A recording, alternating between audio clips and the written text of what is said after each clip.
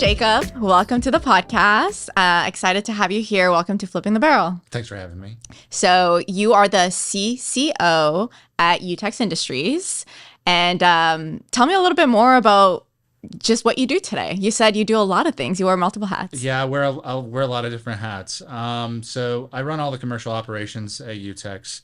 I've been with the company a pretty short period of time right now. I think I started in September of 2024 in a different capacity.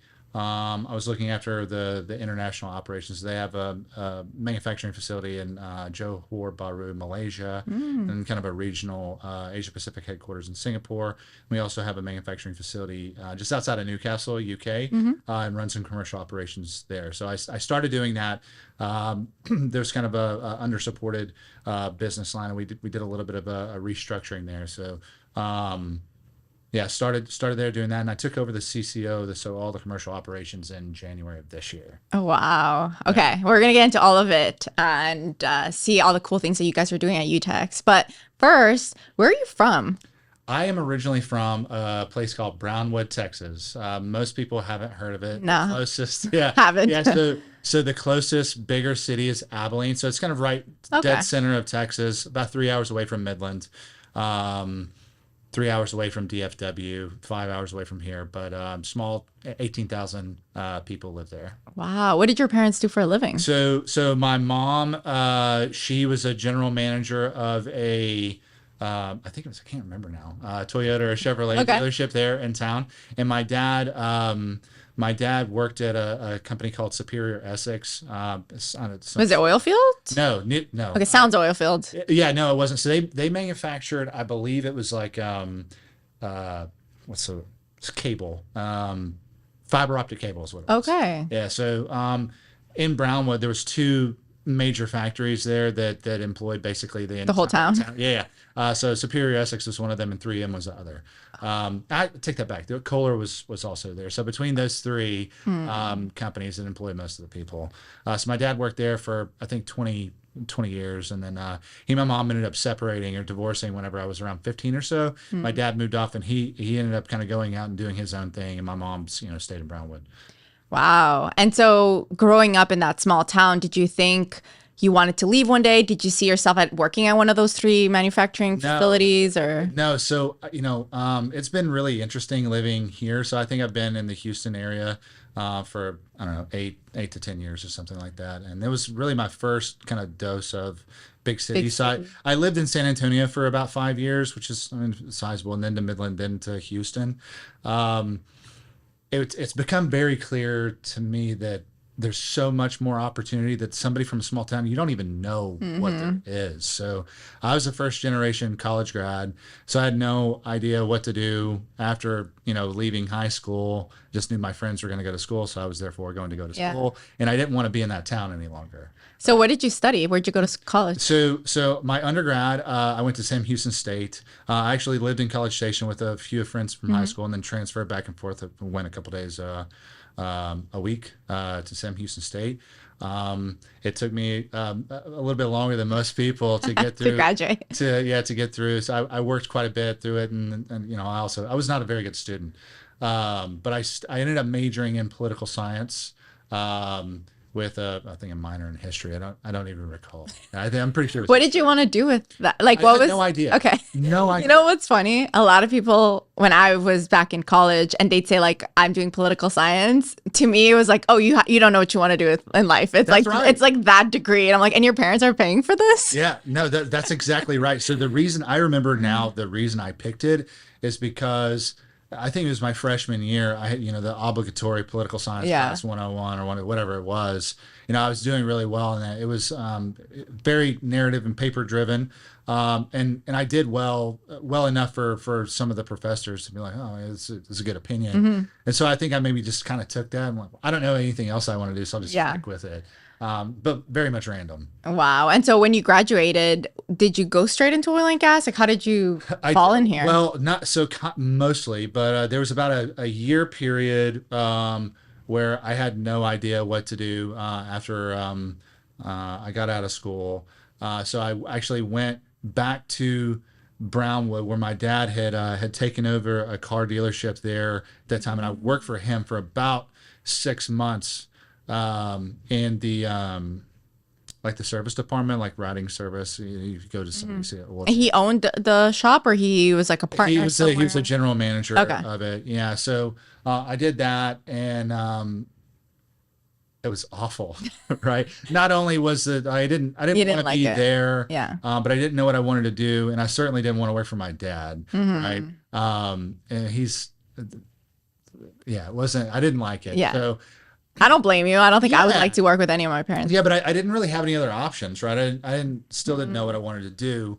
But my cousin, he played baseball at UT PB, and then his dad lived in Midland or Odessa, and then whenever he got out of school, he went to work for Baker Hughes drill bits, or I think it was probably still Hughes Christensen at that time. And he was telling me he's 5 years older than me, and he was telling me a little bit about what he did, and I was like, man, that sounds like the best job. Hmm. Like that's what I want to do. But there's no opportunity like that for in Brownwood. So I started looking around. I found this little tiny drill bit company in Fort Worth. It's called Diamond Drilling Industries. And I thought that was like the same thing as what Baker Hughes was doing. And I didn't want to move to Midland, right? Had you been to Midland and like knew about oil and gas No. to the extent? No. No, I mean I had been to Midland, Odessa a few times just to see my cousin, my uncle, etc. But I didn't know anything about oil and gas. I knew enough about it, like well, there's money here, Yeah. right? And his job sounds awesome. But anyway, I didn't want to move out there. There were probably opportunities, but there was this tiny company in Fort Worth that was selling drill bits. I'm like, I'm gonna go try that. They hired me. This is the worst experience, right? It ended up being What did you get hired for? a To do what? sales rep. Yeah. So I Ah, thought it they was. took a bet on you. They're They like, took this a, guy oh, doesn't they know took a huge, anything. well, they didn't take a big bet on me. They You're didn't pay hardly You're like, I took anything. a bet on you. No doubt. They didn't pay hardly anything. And it turned out that they sell like water well drill bits, right? I thought it was a Okay. position where I get to go to the Barnett Shale, even though it was very slow. So even at that time, I found this niche opportunity, but it just turned out to not be that at all. And I ended up learning about Altera through one of the people I was trying to sell drill bits to. Like, I run Oh. Altera bits, and I'm never going to change from that. And I didn't, so I started googling what Altera was and trying to figure out my exit from this Huh. place. I hated it, and then I just reached out to Altera on And their they were website. also out of Fort Worth. So the HQ's in Fort Worth. Yeah, Okay. I ended up reaching out to I think just like a corporate box. They had no job postings open, but I said I wanted to this. I want to go work for Altera. Somebody ended up calling me like 6 months later, like, hey, we don't really have any openings here in DFW, but our South Texas group is growing. Like, there's a warehouse position open. Like, it's kind of like a training position. Would you be interested? I was like, yeah. It gets me in the door. Yeah, it Yeah. gets me in the door. So I packed up and moved to San Antonio and did that. Wow. And how was that learning curve of, what Altera was doing? They were also pretty small when they started to like where they are now It was and super small. growing. Yeah, it Yeah. was super small. We at the time I joined Altera, I think it was probably like 2012 or 2013. In the Eagleford, like it was still very much Schlumberger, Baker, and Halliburton bits, and Altera had a small position in the market, maybe 10 or 15% market share there. So I got to experience The a whole lot of growth the and growth. But I was in that warehouse position for I think like less than a month. We're like, all right, well, we need you to. Here's a territory of rigs we oh. need you to go call on. Like, here's some keys, load up some bits, and go sell them. So there was no formal training. You just kind of had to figure it out. Wow. And how did you enjoy that of like going rig to rig, trying to talk to the company man, sell your drill bits? I loved it. And I still love it. I miss it. Yeah. It was like the best. It was the best job. That's so cool. Yeah. And you took care of South Texas mainly? Yeah. So I had two different territories in my time there. I was in South Texas for about 5 years before I transferred to Midland. So I think there was I don't know, 5 or 6, maybe 7.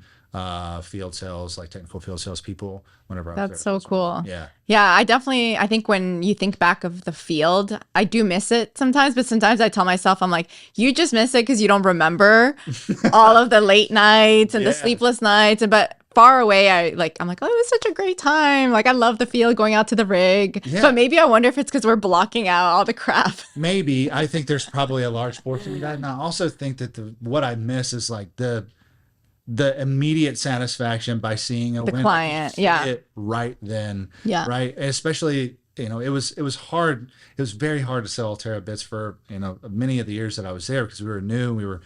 People didn't know if they could trust you. How many runs do you have? Like you had none of that history to be like, I can compete with a Schlumberger bit. Exactly. So, dropping off a bit, knowing that it's probably not going to get run, but the company manager just allowing you to leave it because he wants to be nice to you, and then pulling up, a week later and find that bit dirty sitting on the ground in front of his shack is the best feeling in the world. Like, it was the best. That's awesome. That's so cool. And so how long were you, I guess, while you were doing sales, did you have aspirations like, hey, I want to get out of this sales job at some point and like move up the corporate ladder and become an executive one day? Or were you just content with like, hey, I could do this for the rest of my life? No, I definitely wasn't content. I wanted to move up, I guess, but I had very specific aspirations. Like I wanted to go into city sales or account management, like in Houston, DFW, etc.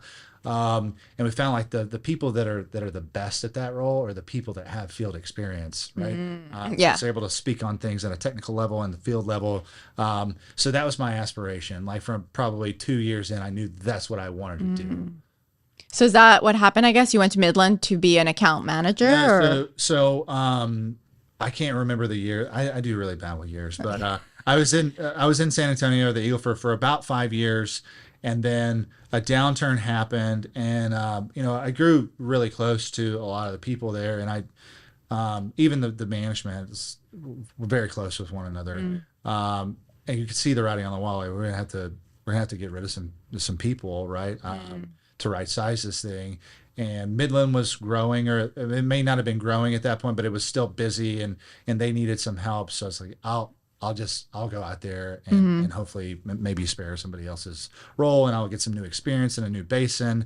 And Midland's such a hot basin too. Like when people complain about Midland, and like we don't know any better. Like me too, I was like, oh, I don't know if I want to go to Midland. But now that I went to Midland, or the people who have gone to Midland, it's like it's a badge of honor. Like you can say you worked in the Permian, like the hottest place where technology is being used every day, the longest laterals. It's like if you can get that on your resume, like I tell people, I'm like, just do it. It's a few years of your life, and a lot of people like end up loving it and staying there and like building a family. I miss Midland. Right. I do. So I was there for a very short period of time. But it kind of brought me back to the smaller town, the roots, field, right? I mean, it was it's certainly not Houston. It was not San Antonio. I mean, it had its drawbacks, right? But, but Midland's a great place.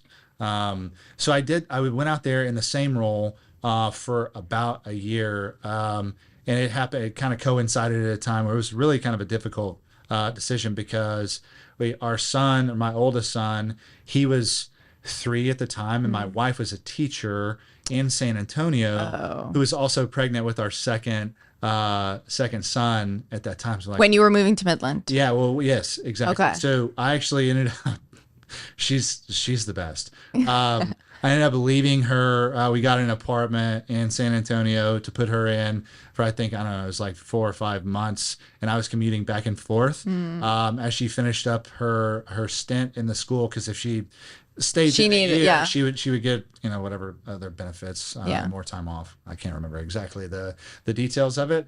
So I was going back and forth. And then whenever my middle son was born, I obviously came back for that. I left Midland in the middle of the night and made it back.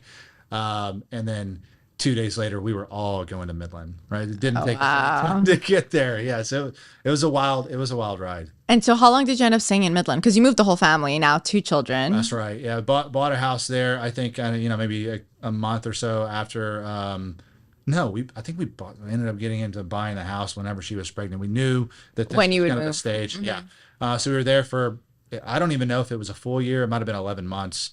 And I got the call to come to Houston as an account manager. Oh my gosh. Yeah.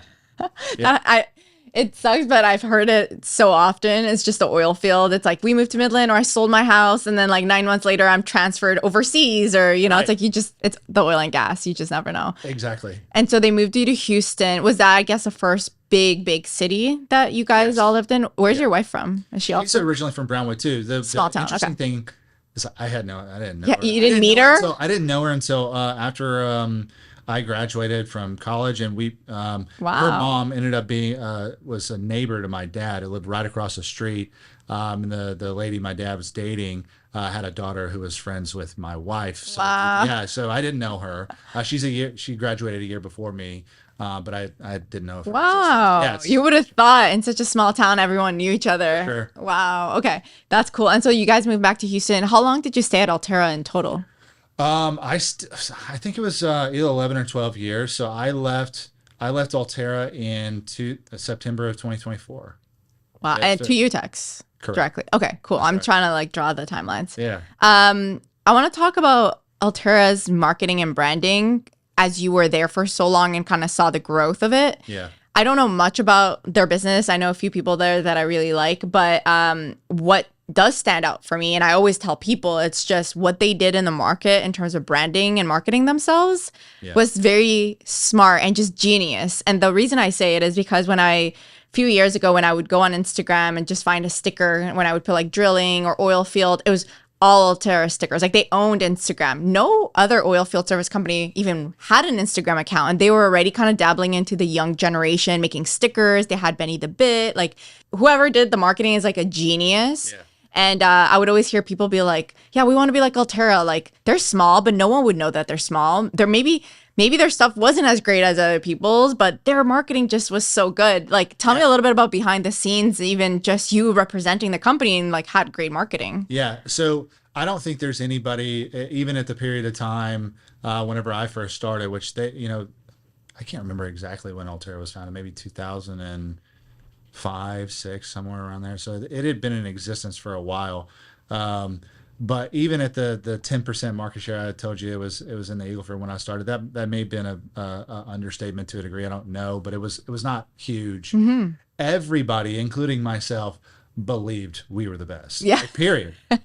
Still do. Like there was a firm belief that we were the best, and if we're not today, then we would be tomorrow. Right. And it was like a culture thing. It's 100% a culture. Wow. Altera is one of the best run companies I've ever seen. Period. Like wow. It is an amazing company. Wow. Yeah. So behind this, you had the culture of everyone believing that. You also had a culture of people that are willing to take risk. And it was very much driven at the field level, the closer to the wellhead you get, the more empowered that person is, because that person knows more than anybody else, especially at corporate, right? Yeah. And so there's encouragement to take risk.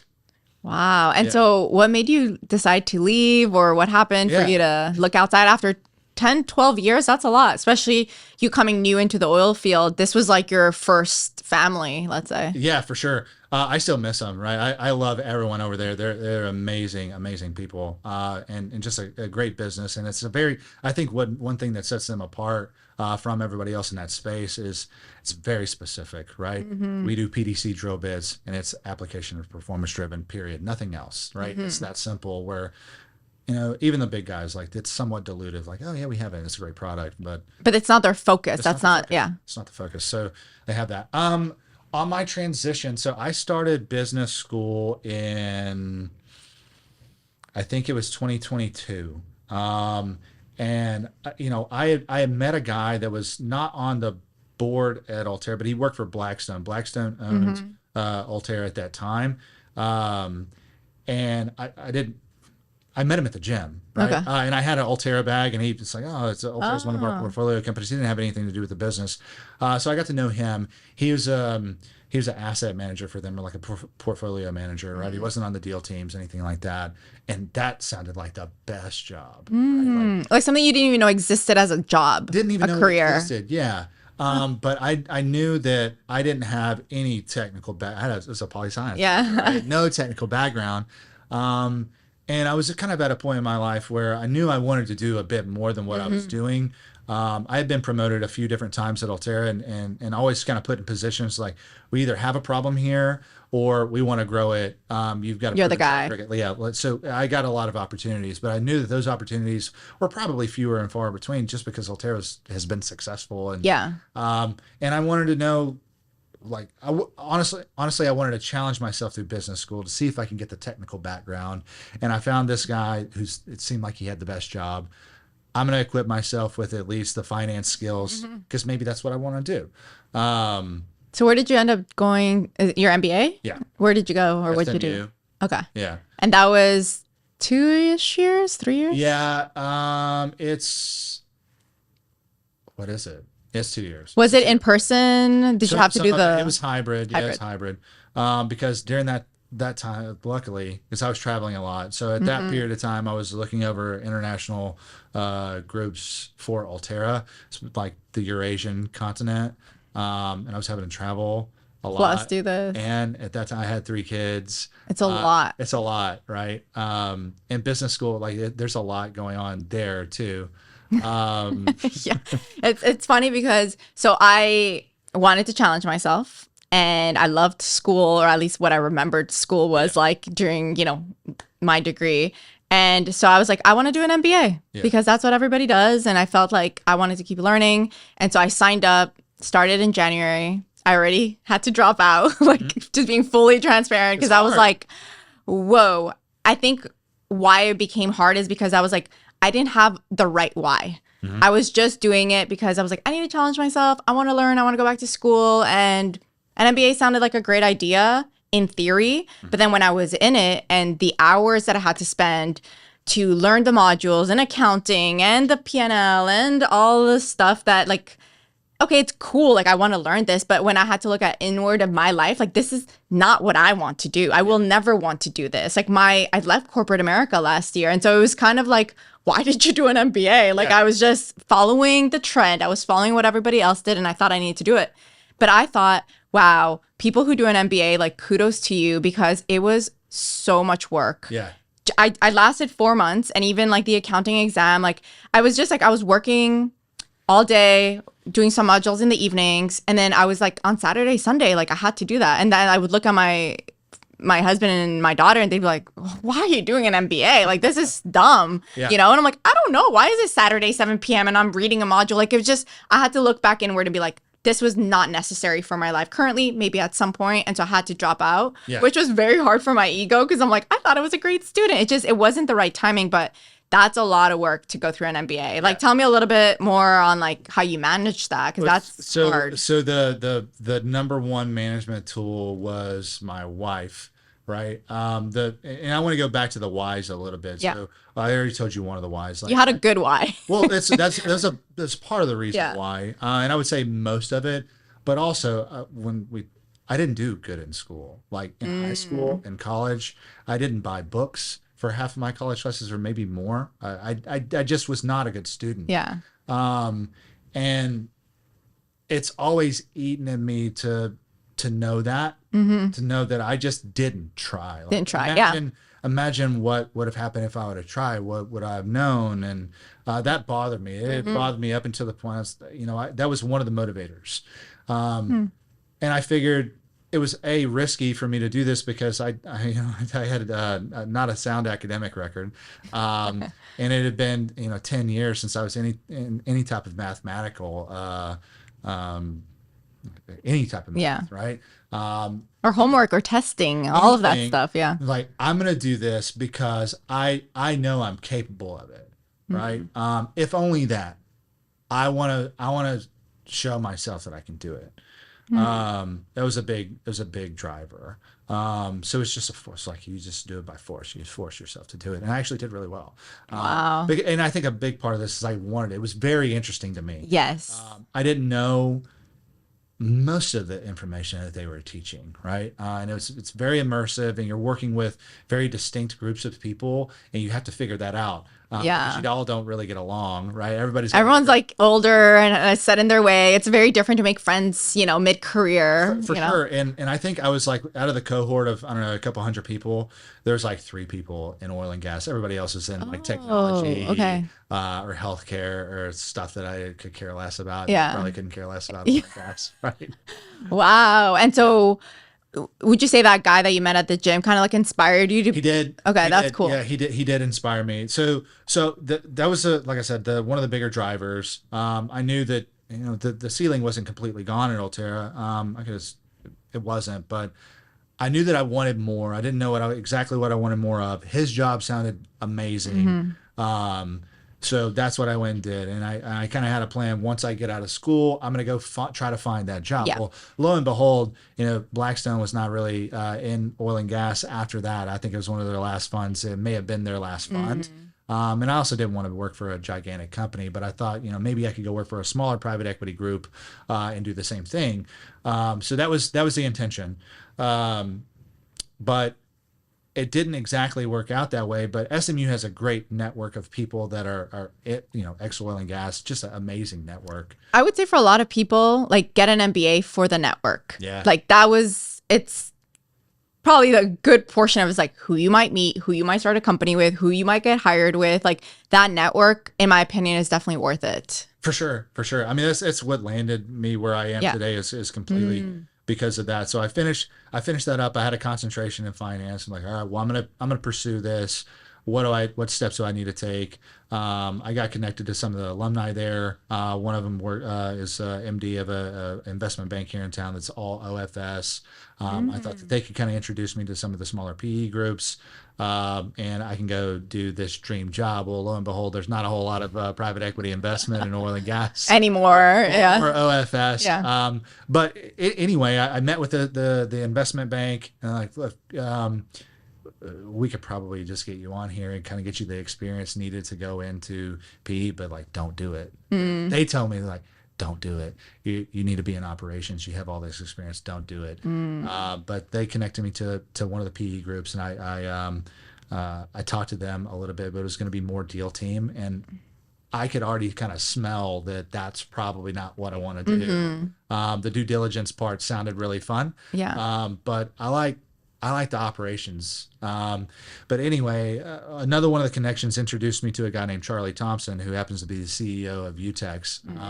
But I wasn't introduced to him in that regard. The investment bank actually brought me to him and said that he and a partner own this small downhole tool company that might be looking for some leadership. So I went and talked to them. That's where I met Charlie, and we didn't come to any kind of agreement on that, but that's when he asked me to come to UTEX. So that's kind of the short journey. It's all network, who you know, who you meet, etc. For sure. Wow. And so coming into UTEX now, that's heavily in the elastomer business. That's right. Yeah, elastomers and thermoplastics. Yeah. So very different from drill bits. And you service the majority of frac fleets and in the fracking space, not in the drilling space. So how is that? Similar, different, Oh, it's complete. It's completely different in everything you just described, and it's also very similar where we're not only in oil and gas, we're in various other industries, but I mean a large portion of our business is within oil and gas service. So actually most of our customers are the service companies to oil and gas operators. So it's different in that dynamic, but it's the same in the dynamic of the same type of mentality and people are in the space. So it's similar there. Now I learn every day on the frac side, right? It's the opposite of drilling, but we still have elements of our business that touch drilling and like downhole tools and RCDs and things like that. So it's a little closer to home. Wow. Okay, so for people who don't know who UTEX is, can you give me like an overview of the company, where you're located, what are the different industries that you work in, etc.? Yeah. So UTEX Industries is is a seal and material development company, a material development for seals. I think it was founded in like 1945 in Weimar, Texas, which is, I don't know, an hour west of here.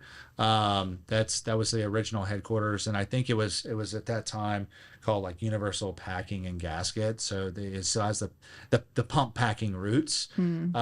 It's been through a series of acquisitions, etc. But the roots are very much still in Weimar, but we have manufacturing facilities across the globe. One's in Conroe that does a lot of like big parts. They have some gigantic presses there, and then we actually have a facility not too far from here. It's on Britmore.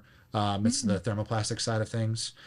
So they do like spring energized seals for downhole tools and like gate valves, things like that. Cool. And then we have the 2 international locations or manufacturing sites today, but everything that we do is not just in oil and gas, but it touches very application specific.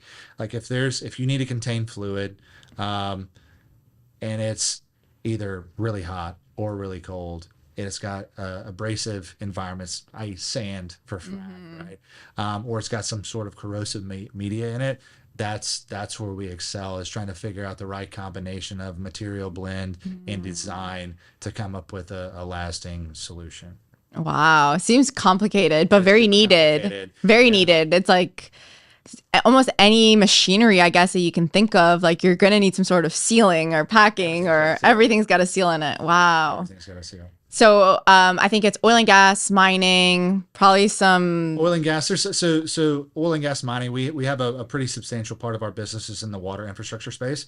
So there's different valves and kind of residential and commercial waterways. So that's a big part of our business. We make a shock sub for the rotary heads on mining rigs. So that's honestly a little bit close to home too. So I did a little bit of in the mining space for Altera. Wow. A lot in downhole completions tools. So completions tools in terms of oil and gas split is probably 30% of our oil and gas space in the non-well service packing side. The well service packing side of the business is our bread and butter. We've held the market in terms of packing for a very long period of time. It's an amazing product. Wow. And some really, really, really experienced people that run that.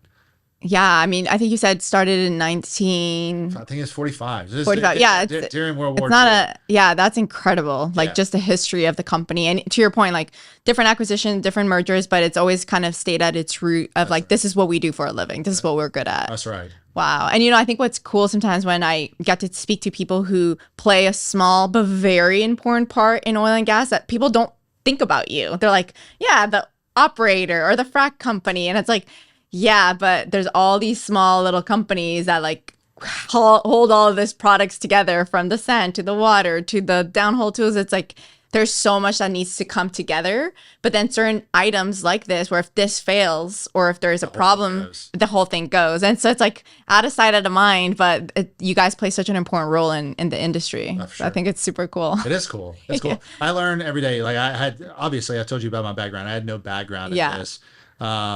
So that's probably one of the most fun parts of my job is getting to learn, especially on the material side every day. The amount that we can do in terms of development of a material, it's amazing. Wow. You have to have a lot of smart, like material science engineers and PhDs and running around. Yeah. Yeah. Wow. And I think something that I thought was really cool about UTEX is, I think you had mentioned it to me, where it's like, if you have a problem or you need a solution and maybe it's not in our catalog, like we will literally come up with a solution for you. We have enough people on the team that can, put together. For sure. That's what we do really well with, right? I mean, there's a few catalog parts, but not many. We really like to come up with an organic solution for people's problems, right? And a lot of time, a customer might send us a gland dimension or like what they're trying to do with the part. And it's like, well, they've got the drawing. We need to find a material to fit that. And it may be that we could do that, but if you just change this gland dimension a little bit this way, we can use this material and put a fabric reinforcement somewhere within that, and it's going to last 2 or 3 times longer. So it's that type of collaboration with the people that are actually developing the tools, like our That's customers. cool. Yeah. Where we have not some say in it, right? Like they'll listen. So You're the experts in that space. Yeah, so. that's what we're good at. Wow. So, how has it been growing your career from the field to, where you are today? A lot of travel involved, and then managing 3 children, your wife. Like, how do you manage, I wouldn't say work-life balance, I hate that word, but like, how do you still stay present at home and like be there, but also when you're high up in a company, like a lot of responsibility. Yeah, I get up really early. Yeah, to make sure to get everybody in. Yeah, well, so the first few hours of my day from 4 to 6:30, that's for me, right? You go to the gym and do whatever, but that's the only time I have. Right? Yeah. Nobody else is going to allow any me time beyond those hours. So I don't like getting up that early, but it's become natural over the years, so it's very much a part of my routine. On how to manage the work-life balance or whatever that is, that's something I have struggled with, but I've gotten a lot better with over probably the last year or so. Just taking a step out of the present, because especially as I've gotten into this position and really even the last one. We've had to restructure a lot of things, and it's been a lot of change. And I'm not a person that's afraid of change. Yeah. But some people don't like it, right?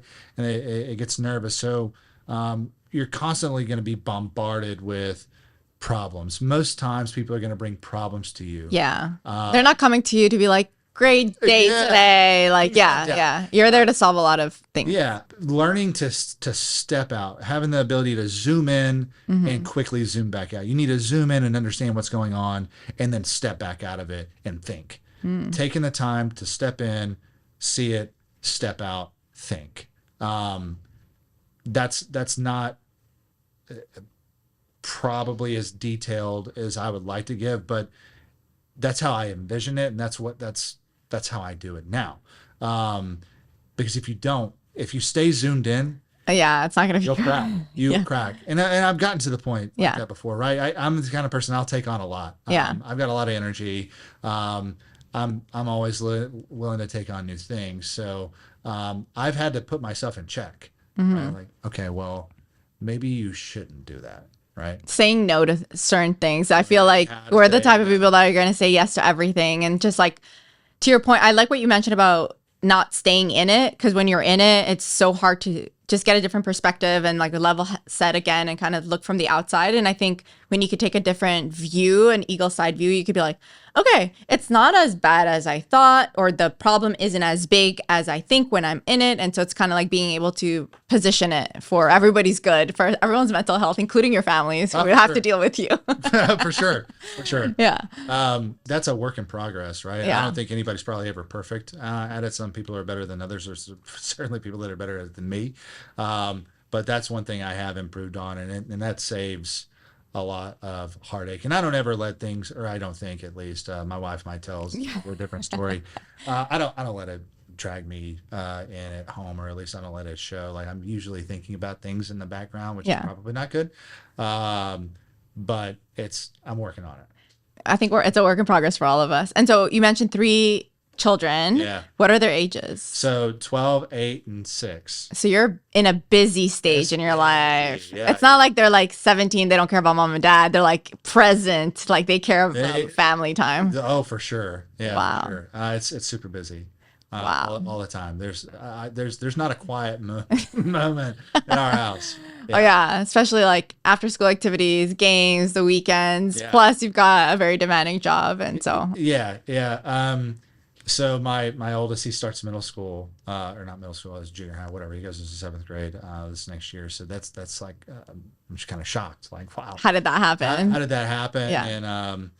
And as you look back at the time has flown by. Wow. Okay. Well, last question that I have for you is, looking back at you starting your career, or even, struggling through school, not really knowing what to do, to where you are today, and just how all the pieces have like come together with a lot of hard work and sacrifice. What's like one piece of advice that you would have to someone, maybe one of your children one day when they're 19 or 20 and they're like, I don't know what to do? Like what piece of advice would you tell yourself back then of like, hey, it's going to be okay. You're going to be pretty high up in this really cool company and doing great impact, towards the industry. Yeah. My number one piece of advice is be able to tell yourself a story, right? And make it a very simple story. Construct a mental framework. And this is something that I try to practice every day. You remember the who, what, when, where, how, yeah. like with it. I think that is so practical in daily life and in different orders. But if you can simplify everything into figuring out what goes in each of those boxes and starting with what is it that I want to do, then how I'm going to do it, and then when is it going to be achieved, and then why, right? I think a lot of people have a hard time, myself included, figuring like you starting with the why. We don't know. We don't know a lot. But that has been instrumental to me, and not only like my own personal life, but also business too. I try to coach a lot of the people that are working with me. Like, I need things in this framework. Yeah. And I want to know what it is that you want to do. Like, why are you coming to me with this? And not in a rude way. Like, what how can I help you? How can I help you do this? So what, how, and when and why, and then what's the expected outcome, right? If you can't answer all those boxes, then you just want me to do your work for you. Yeah. Right? And I think that's a great way of being able to, I think a lot of times when you are a leader in your position, you have a lot to manage. And so you have to start letting people kind of like do their own thing. Like, I'm here to watch, but like, you could probably take this on. It's not like Jacob needs to solve this, right? But it's easy to be like, let me help. Let me, like, you want to always jump in and like help. Yeah. But then you're like, my plate's full and now I'm not doing my job of leading the company. That's right. That's right. It's easy to get sucked into that. Right. And I think that would be really helpful. And it's something you can have on a piece of paper. Yeah. Right. And it's just your own thoughts. It's like what it is you want to do, whether it's personal, professional. So what is it? Yeah. What is it that you want to do? Whether it's like, I want to make a $1 billion, or I want to, work for whatever. Yeah. Right. Just start there.